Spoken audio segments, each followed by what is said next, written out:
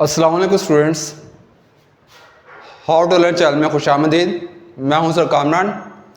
आज की वीडियो में हम करेंगे एक्सरसाइज फर्स्ट ईयर के जो न्यू बुक आई है 2025 का, उसका एक्सरसाइज 1.1 का क्वेश्चन नंबर 7 और 8 करेंगे। पिछली वीडियो में मैंने आपको 5 और 6 करवा दिए हैं।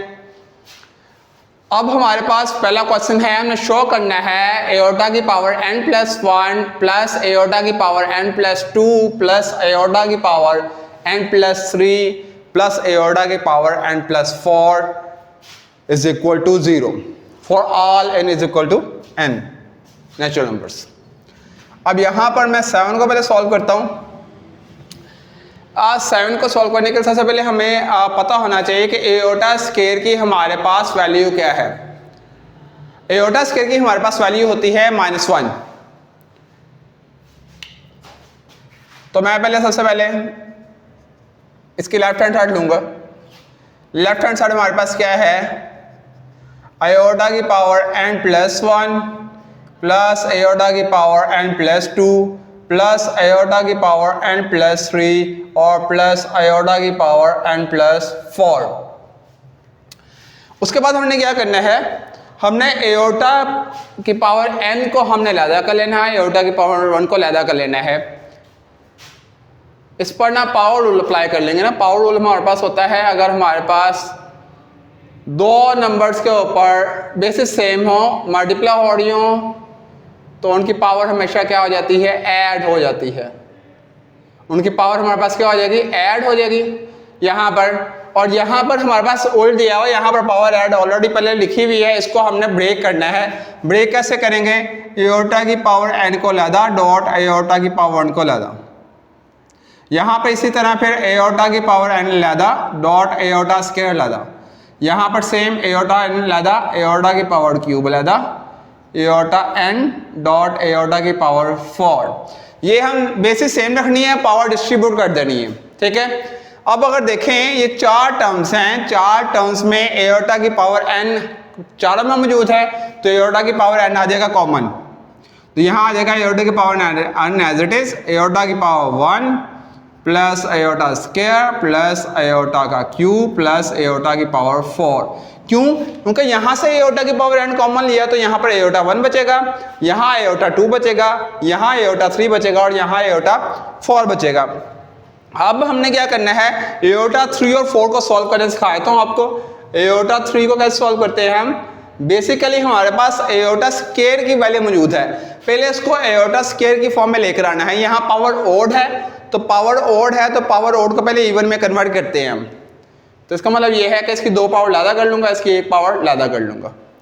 एओर्टा स्क्वायर की जगह उसकी वैल्यू, एओर्टा स्क्वायर की वैल्यू होती है -1, aorta plus minus minus, aorta को 1 से करेंगे हमारे पास आ जाएगा एओर्टा। इसी तरह हम सॉल्व करते हैं एओर्टा की पावर 4। एओर्टा की पावर 4 ऑलरेडी हमारे पास जो पावर है वो इवन में है, तो इसको हम लिख सकते हैं एओर्टा स्क्वायर की पावर स्क्वायर। क्योंकि हमारे पास एओर्टा स्क्वायर में क्यों लिखा है, क्योंकि एओर्टा स्क्वायर की वैल्यू हमारे पास मौजूद है। एओर्टा स्क्वायर की वैल्यू क्या है, -1, तो आ जाएगा -1 का स्क्वायर, तो यहाँ -1 का स्क्वायर होता है +1। तो सिंपल हमने क्या करना है, वैल्यूज पुट कर देनी है। एओर्टा की power n as it is, iota 1 as it is, plus iota square की जगह उसकी वैल्यू, प्लस एओर्टा क्यूब की जगह उसकी वैल्यू। एओर्टा क्यूब की वैल्यू हमारे पास क्या आई थी, माइनस एओर्टा आई थी। एओर्टा स्क्वायर की पावर 4 की हमारे पास वैल्यू आई है 1। तो हमेशा इसको अगर फर्दर सॉल्व करें, एओर्टा की power n as it is, iota plus minus minus 1 as it is, plus minus minus iota और +1। ये हमारे पास +1 -1 से कैंसिल, एओर्टा माइनस एओर्टा से कैंसिल। तो यहाँ आ जाएगा एओर्टा की पावर n × 0, और 0 के साथ कोई भी नंबर मल्टीप्लाई करें उसका आंसर आता है 0, और ये हमारे पास आ गया है right hand side.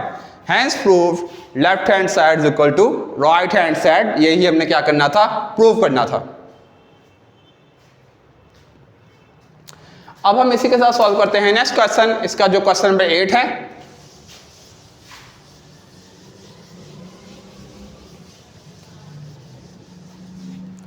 Question number 8 क्या कह रहा है, हमने n की वैल्यू फाइंड करनी है। n की वैल्यू फाइंड करनी है और ये उन्होंने रिलेशन दिया हुआ है, इसको सॉल्व करते हैं हम। लिख उतारते हैं 1 plus iota divided by 1 minus iota की power 2n is equal to 1। अब पहले इसको सॉल्व करेंगे। अब यहाँ पर अगर हम देखें अंदर वाली वैल्यू को, अंदर वैल्यू में देखें तो डिनोमिनेटर में हमारे पास एओटा है। मैंने आपको पिछली वीडियो में समझाया था कि जब भी हमारे पास डिनोमिनेटर में एओटा मौजूद हो तो उसको हमने कैसे सॉल्व करना है। उसको सॉल्व करने का तरीका ये होता है कि रैशनलाइज कर दे। अब रैशनलाइजेशन कैसे करनी है डिनोमिनेटर की।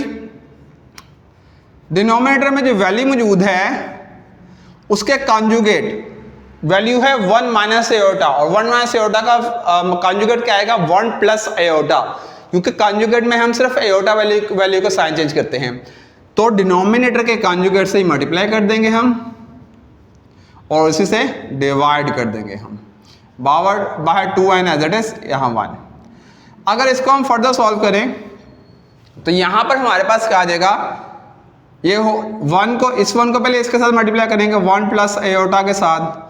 पहले फर्स्ट वैल्यू को इसके साथ करेंगे, फिर सेकंड वैल्यू को, यानी कि प्लस एओटा को हम मल्टीप्लाई करेंगे 1 माइनस एओटा के 1 प्लस एओटा के साथ। और हमेशा ही याद रखिएगा जब भी हम डिनोमिनेटर को यानी कि नीचे वाली वैल्यू को रैशनलाइज कर रहे हो तो हमारे पास फार्मूला अप्लाई होता है। वो फार्मूला क्या होता है हमारे पास, फर्स्ट टर्म का स्क्वायर माइनस सेकेंड टर्म का स्क्वायर इज इक्वल टू 1, और ये 2 की power n as it is आता जाएगा साथ। अगर हम इसे फर्दर अगर सॉल्व करें तो हमारे पास यहाँ पर आएगा 1 को 1 से करेंगे 1 प्लस 1 को एओटा से करेंगे एओटा प्लस एओटा को 1 से करेंगे एओटा, और यहाँ पर एओटा को एओटा से करेंगे आ जाएगा एओटा का square divided by 1 as it is minus, अब एओटा स्क्वायर की जगह उसकी वैल्यू बाकी as it is 1 as it is आ जाएगा। अब यहाँ पर अगर हम फर्दर सॉल्व करें 1 as it is plus iota में एओटा ऐड कर रहे हैं तो पावर ऐड नहीं करनी। कुछ बच्चे क्या करते हैं एओटा में एओटा को ऐड करते हैं तो एओटा स्क्वायर लिख देते हैं, जो गलत है।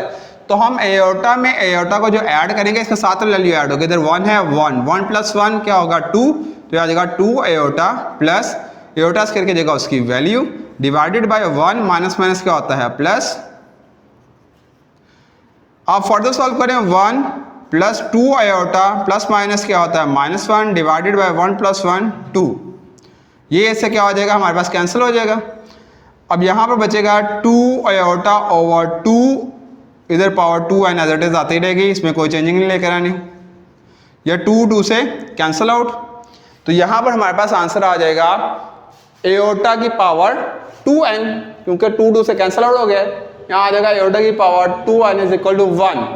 बेसिकली हमने वैल्यू फाइंड करनी है n की, तो यहाँ पर एओटा है बेस, यहाँ पर है 1, हमें बेसिस सेम करनी है। तो बेसिस सेम करने के लिए मैं क्या करूँगा 1 की जगह मैं लिख दूंगा एओटा की पावर 0, क्योंकि किसी भी नंबर की पावर 0 लें उसका आंसर क्या होता है 1 होता है सिवाय 0 के। 0 की पावर 0 लें वो अनडिफाइन होता है। तो मैंने बेसिस सेम करने के लिए यहाँ पर 1 की जगह क्या लिख दिया एओटा की पावर 0, यहाँ बेसिस सेम हो गई। और हमेशा याद रखिएगा जब भी बेसिस सेम हो और इक्वल हो तो उनकी पावर आपस में क्या होती है इक्वल होती है। तो ये आ जाएगा 2n is equal to 0, 2 multiply हो जाए क्या आ जाएगा डिवाइड, तो n की वैल्यू आ गई यहाँ से 0। तो इसी के साथ हमारे पास ये क्वेश्चन हो गया है कंप्लीट। उम्मीद है या आपको समझ आ गए होंगे क्वेश्चन। अगर समझ नहीं आया तो कमेंट सेक्शन में पूछ सकते हैं। अगर आपको वीडियो अच्छी लगे तो वीडियो को लाइक करें, चैनल को सब्सक्राइब करें और दूसरों लोगों तक शेयर करें। बहुत शुक्रिया।